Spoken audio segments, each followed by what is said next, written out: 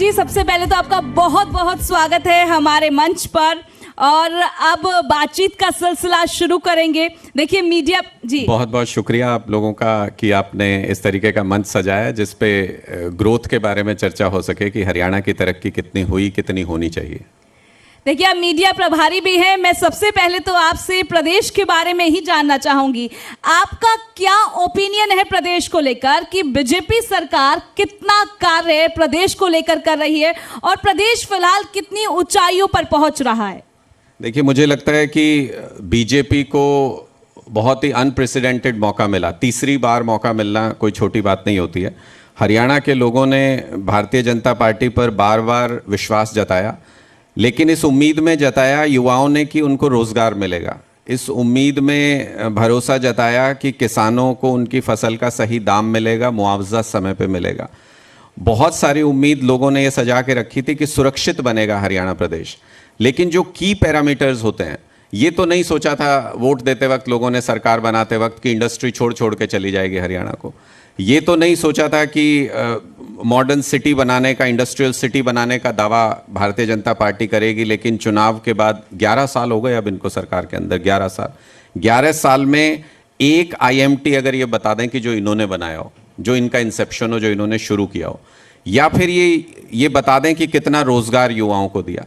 तो अगर ऐसी स्थिति है 11 साल सरकार चलाने के बाद भी, तो ये हरियाणा की तरक्की में बाधा है। हरियाणा ऐसा प्रदेश है जो एक तरफ दिल्ली है और ऐसा प्लेन रीजन है जो बहुत तरक्की की जा सकती है जिसमें, लेकिन तरक्की नहीं हुई तो सिर्फ इस वजह से कि भारतीय जनता पार्टी की नीतियां ऐसी नहीं है, भारतीय जनता पार्टी की नीति ऐसी नहीं है। सर, मैं आपसे आपका राजनीतिक सफर भी जानना चाहूंगी, क्योंकि आप भी पत्रकार थे। पत्रकारिता से लेकर राजनीतिक सफर की बात करें तो कैसा रहा? देखिए, कोई बहुत ज्यादा अंतर नहीं है। आप पत्रकार होते हुए भी आप लोगों की आवाज उठाते हैं, लोगों के मुद्दों को मजबूती से उठाने का काम करते हैं, और राजनीतिक जीवन में भी यही करते हैं कि जो लोगों की कमजोर वर्ग की आवाज़ सुनी नहीं जा रही है, सरकार जो कान बंद करके बैठ जाती है जब एक बार सत्ता में आती है, तो वहां तक आवाज़ को कैसे पहुंचाया जाए, उस आम आदमी की आवाज़ को मजबूत कैसे किया जाए, वही राजनीति के अंदर भी होता है। तो मुझे लगता है दोनों ही सामाजिक जीवन है, और उस तरफ रहते हुए भी अपनी तरफ से पूरी कोशिश की, अब राजनीति में रहते हुए भी पूरी कोशिश करते हैं कि लोगों की आवाज़ को मजबूती से उठा सकें।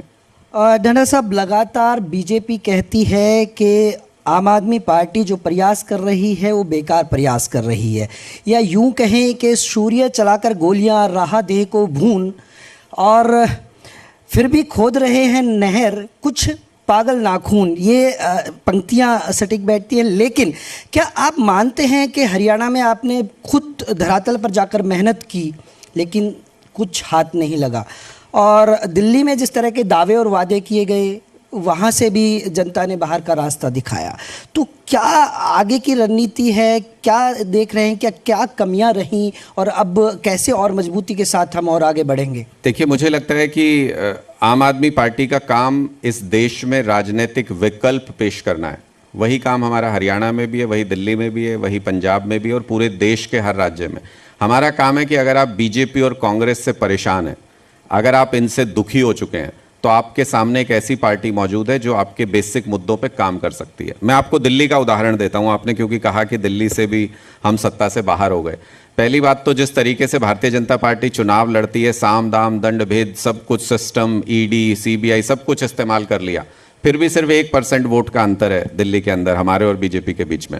दूसरा कि इनकी सरकार आए हुए तो अभी 1 साल भी नहीं हुआ, और आपने देखा था कि प्रदूषण की आज के दिन में जो स्थिति है दिल्ली के अंदर, जो हालात हैं, लोगों का सांस लेना दूभर है। इंटरनेशनल फुटबॉलर आए हुए थे अभी 2 दिन पहले, मेसी, दिल्ली में स्टेडियम में, मेसी लोग चिल्ला रहे थे पूरे स्टेडियम के अंदर। रेखा गुप्ता जी पहुंच गई वहां कार्यक्रम में, लोग AQI चिल्लाने लगे। ऐसी हालत तो हम 10 साल शासन चला के चले गए दिल्ली में, ऐसा तो कभी किसी ने भी हमारी सरकार के खिलाफ कभी एक शब्द नहीं बोला होगा, क्योंकि जमीन के ऊपर काम होता था। चुनाव में हार जीत चलती रहती है, लेकिन किसी मुख्यमंत्री का पहले 7-8 महीने में डिस्क्रेडिट हो जाना, यह बताता है कि भारतीय जनता पार्टी दिल्ली को चलाने में सक्षम नहीं है, और लोग केजरीवाल जी को दिल्ली में याद कर रहे हैं। अगर 8 महीने के अंदर लोग याद करने लग जाएं आपको, तो इसका मतलब अच्छी सरकार चलाई है 10 साल, तभी तो याद कर रहे हैं। सर, आपने अभी फिलहाल 1% का जिक्र किया, तो अगर मैं दिल्ली की राजनीति की बात करूं या हम दिल्ली में धरातल पर जाकर हमने लगातार कवरेज की बात की जाए, आम आदमी पार्टी काफी कॉन्फिडेंट थी और लगातार कहा जा रहा था कि हम दोबारा सरकार बनाएंगे। पर आपको क्या फैक्टर लगते हैं जहां पर खामियां रही और दिल्ली से आम आदमी पार्टी की सरकार साफ होती हुई नजर आई? देखिए, मुझे ये देख के बड़ा अच्छा लगा कि एक हरियाणा के कार्यक्रम में सरकार की नीतियों के ऊपर जैसे ही सवाल उठाने शुरू किए तो चर्चा दिल्ली पे चली गई। हमारा काम ही यही है, आप गोल पोस्ट चेंज कीजिए, मैं वापस उसको मुद्दे पे लेके आऊंगा। यही हरियाणा की राजनीति के अंदर भी हम करेंगे कि कांग्रेस और बीजेपी जैसे ही लाइन से हटेंगे हम वापस उनको लेके आएंगे। हरियाणा की तरक्की के ऊपर सरकार की क्या नीतियां हैं, सरकार ने क्या काम किया है, आप जितने मर्जी सवाल पूछिए, मैं हर ग्राउंड के ऊपर, हर नीति के ऊपर कैसे भारतीय जनता पार्टी सरकार फेल हुई, वो विपक्ष का हमारा काम है। विपक्ष में होने के नाते हम वो सारी खामियां आपको गिनवाएंगे। मैं एक छोटा सा आपको उदाहरण देना चाहता हूं कि जो मैंने कहा कि जॉब्स के बारे में जो लगातार बात हुई, मैं एक आंकड़ा अभी देख रहा था कि आज के दिन में जो अनएम्प्लॉयमेंट है हरियाणा के अंदर, 2013-14 में 2.9% होती थी अनएम्प्लॉयमेंट। और ये मैं नहीं कह रहा, ये भारतीय जनता पार्टी की सरकार ने पार्लियामेंट के अंदर आंकड़े प्रस्तुत किए हैं, वो मैं आपके सामने रख रहा हूं। 13-14 में अनएम्प्लॉयमेंट जो है 2.9% होती थी और आज के दिन में 9% अनएम्प्लॉयमेंट रेट हरियाणा के अंदर है। इसका मतलब कितने परसेंट का ग्रोथ हुआ? 315% अनएम्प्लॉयमेंट रेट बढ़ गया, 315%। तो अगर ये तरक्की है तो हाँ, भारतीय जनता पार्टी की सरकार ने फिर तो हरियाणा में तरक्की की है। अगर हमारे युवाओं को बेरोजगार रखना तरक्की है तो फिर भारतीय जनता पार्टी की सरकार ने तरक्की की है। इस तरीके की नीतियों के ऊपर सवाल उठाना मीडिया में भी हमारा कर्तव्य था और राजनीति में भी हमारा कर्तव्य, और वही हम करते हैं, वही सवाल हम पूछते हैं।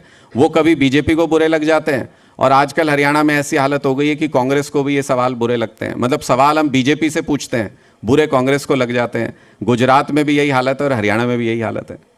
सवालों के जवाब बखूबी दे रहे हैं आप और आपको शायद उसमें महारत हासिल है। और लेकिन दूसरी बात ये आती है कि कहीं ना कहीं जो एक बड़ा सवाल उठता है कि ये आंकड़े आप प्रस्तुत तो करते हैं लेकिन धरातल पर आखिरकार क्यों नहीं उतर पाते? दिल्ली में इतने बड़े मुद्दे हैं, आम आदमी पार्टी वहाँ नज़र नहीं आती। ये इस तरह के आरोप लगाते हैं कि अब दिल्ली से पंजाब की तरफ रुक कर गए।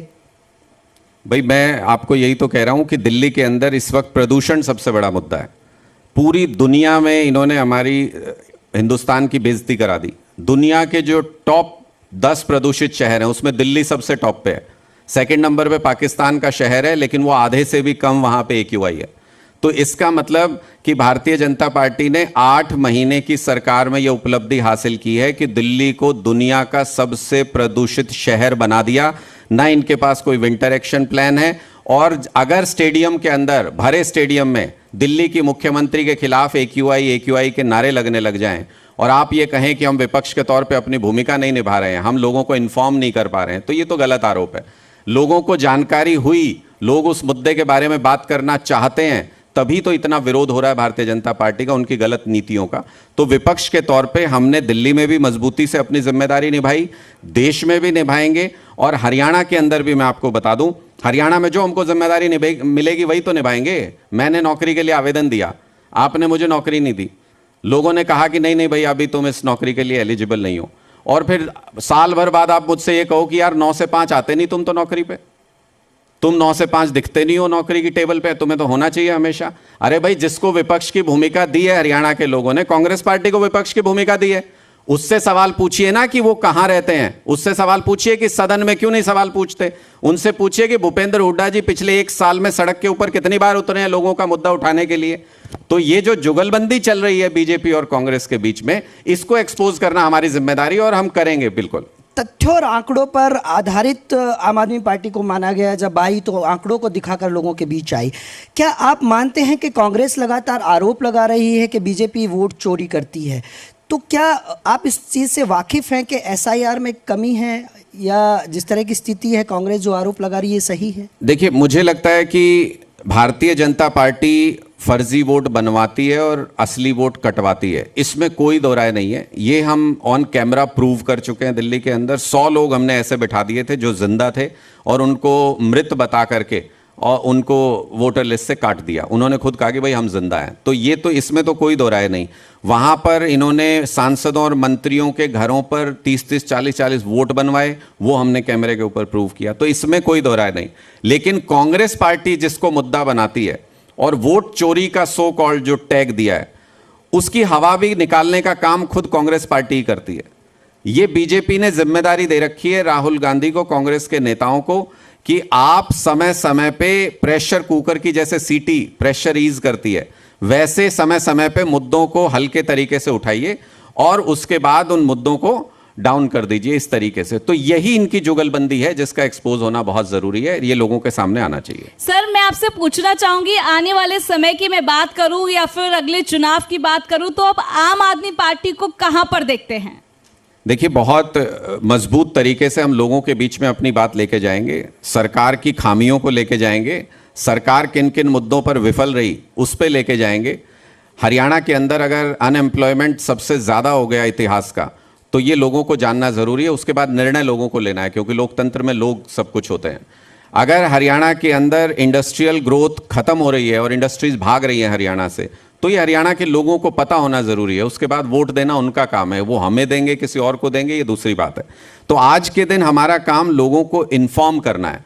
अगर हरियाणा में हमारे खिलाड़ी बास्केटबॉल के खिलाड़ी, अभी हाल ही में आपने इंसिडेंट सुना होगा कि बास्केटबॉल के पोल पे हमारे खिलाड़ी का हाथ लगे, 60-70 किलो का खिलाड़ी होगा, बच्चा था वो, तो उसका हाथ लगे और पूरा पोल गिर जाए उसके ऊपर।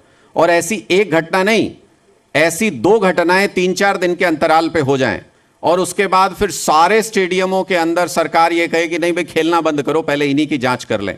अगर ऐसा है खेल का इंफ्रास्ट्रक्चर हम अपने बच्चों को दे रहे हैं और उन खिलाड़ियों को जो ओलंपिक में 7 में से 6 मेडल, 6 में से 4 मेडल, इस तरीके की परफॉर्मेंस देते हो, तो निश्चित तौर पे उस पर सवाल उठाना पड़ेगा। और विपक्ष के तौर पे हमारी यही भूमिका है कि जहां जहां सरकार की कमियां हों वहां वहां पर उस सवाल को उठाया जाए। अगर किसानों को बाढ़ का मुआवजा नहीं मिलेगा, उनकी फसल खराब होने का मुआवजा नहीं मिलेगा, तो किसी को तो आवाज उठानी पड़ेगी, किसी को तो बोलना पड़ेगा। इसलिए वो उस भूमिका में आज के दिन में हम आम आदमी पार्टी को देखते हैं और मजबूती के साथ अपनी वो भूमिका निभाते रहेंगे।